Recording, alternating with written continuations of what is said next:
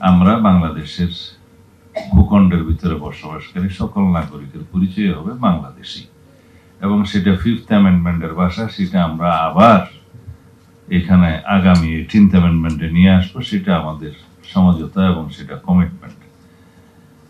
এটা তো সাংবিধানিক সমাধান, ঠিক আছে, কিন্তু আসলে যে বিভেদগুলো সৃষ্টি হয়েছে সেই বিভেদগুলোর সৃষ্টির পিছনে কিছু ভিনদেশী উস্কানি এক সময় ছিল। এই সমস্যা শুধু একজনের ভাষণের প্রেক্ষিতে হয় নাই, এবং এখনো সেই অঞ্চলে যে বিভিন্ন ষড়যন্ত্র চালু নেই সেটা কেউ হলফ করে বলতে পারবে না। এবং সেই সীমানা আমাদের পূর্ব দিকে, বাংলাদেশের ভূখণ্ডের পূর্ব দিকেও আরো সম্প্রসারিত হয়েছে। সেটা বিভিন্ন আন্তর্জাতিক মহল তাদের বিভিন্ন স্বার্থে তারা সেই পরিকল্পনাগুলো করছে। না, আমাদের কি করণীয়? আমাদের করণীয় হচ্ছে আমরা বাংলাদেশি হিসাবে ইউনাইটেড থেকে আমাদের বক্তব্যগুলো দিয়ে যাওয়া। সেই জায়গায় আমরা যেটা ন্যাশন স্টেটের ধারণা, সেই ন্যাশন স্টেটের ধারণা থেকে আমরা কথা বলতে পারি। যে ইউনাইটেড নেশনসের চার্টার অনুসারে ন্যাশন স্টেটের ধারণা হচ্ছে কোনো জাতি গোষ্ঠীর পরিচয়ে তারা নিজস্ব আত্মনিয়ন্ত্রণ অধিকারের স্বীকৃতি পায়। আত্মনিয়ন্ত্রণ অধিকারের স্বীকৃতি পাওয়ার জন্য পৃথিবীর বহু জাতি শতবর্ষ ধরে সংগ্রাম করে, আমরাও করেছি।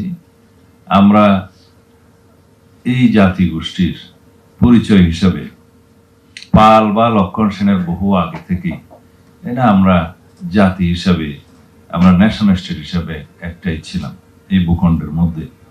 তবে এই ভূখণ্ডটি কোনো সময় উপমহাদেশের বিভিন্ন কেন্দ্র থেকে শাসিত হয়েছে, কিন্তু তারপরেও আমরা নিজস্ব আত্মনিয়ন্ত্রণ অধিকারের জন্য সংগ্রাম করেছি। সেটা ইতিহাস বলে, সেটা ঈশা খাঁর সময় থেকে বলে, তার আগে থেকেই বলে, পরে থেকেও বলে।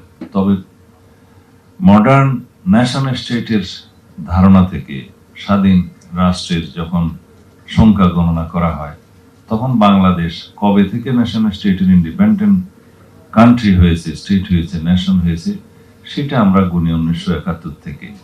কিন্তু তার আগেও আমাদের জাতিসত্তা ছিল, এবং এখন এই জাতিসত্তার মধ্যে, এই ভূখণ্ডের মধ্যে, এই টেরিটরির মধ্যে ন্যাশনাল স্টেট হিসেবে, নাগরিকত্ব হিসেবে যখন আমরা সবাই বাংলাদেশি, তার মধ্যে আমাদের তো কারো কারো বিভিন্ন ধর্ম, বিভিন্ন রকম, এখানে বিভিন্ন ধর্ম, বর্ণ, বিভিন্ন সংস্কৃতি, বিভিন্ন ভাষাভাষীর লোক থাকবে, সেটা আছে।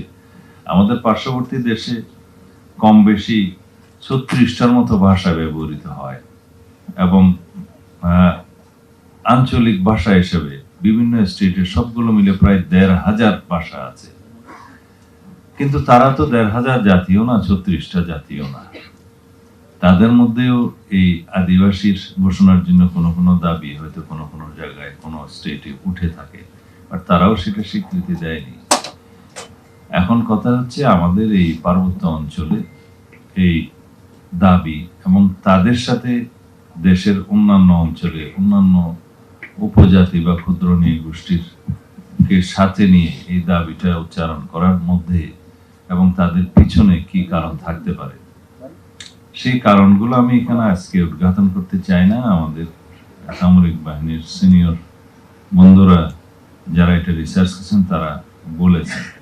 তবে আমাদের আজকে যেহেতু আলোচনায় অনেকগুলো বিষয়, অনেকগুলো বক্তা এবং অনেকগুলো সাবটাইটেলের আলোচনা হয়েছে, তার মধ্যে বলা যায় সাংবিধানিকভাবে আমরা যেটা এখনো পর্যন্ত স্বীকৃতি দিয়েছি তা হচ্ছে উপজাতি, ক্ষুদ্র নৃগোষ্ঠী এবং বিভিন্ন কালচারের ধর্মীয় ঐতিহ্য, সাংস্কৃতিক ঐতিহ্যকে আমরা বিকশিত করব এবং ধারণ করব, এটা হচ্ছে আমাদের স্ট্যাটাস।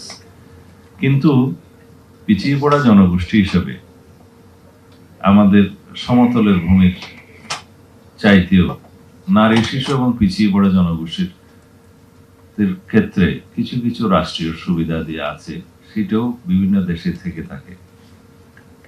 আমাদের পার্শ্ববর্তী দেশেও সেরকম শিডিউল কাস্ট সহ অন্যান্য পিছিয়ে পড়া জনগোষ্ঠীর জন্য কোটা রিজার্ভেশন থাকে এবং অন্যান্য সুবিধাদি থাকে। সেটা যাতে রাষ্ট্রের মধ্যে একটা মানে বিকাশের ক্ষেত্রে সমতা পাওয়া যায়, সেই জন্য এটা রাষ্ট্রীয় সুবিধা।